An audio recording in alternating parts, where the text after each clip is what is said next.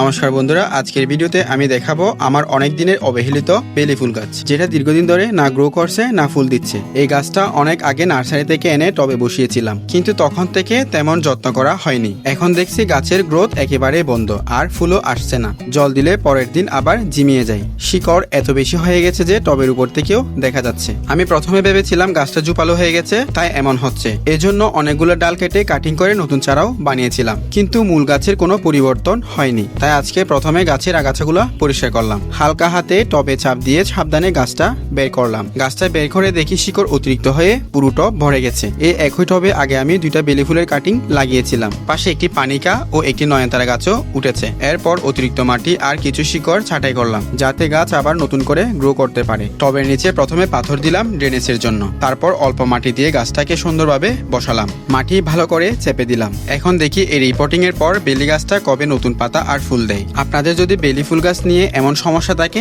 এই ভিডিওটা অবশ্যই কাজে লাগবে। ভিডিওটা ভালো লাগলে লাইক দিন, কমেন্টে আপনার অভিজ্ঞতা জানান, আর এমন আরো ছাদ বাগানের ভিডিও পেতে চ্যানেলটি সাবস্ক্রাইব করুন। যেহেতু শিকড় কাটা হয়েছে, তাই ছত্রাকনাশক মিশ্রিত পানি দিয়ে মাটি ভালোভাবে ভিজিয়ে দিলাম, যাতে শিকড়ের কোনো সমস্যা না হয়। আজ এই পর্যন্ত, দেখা হবে পরের কোনো ভিডিওতে। ধন্যবাদ।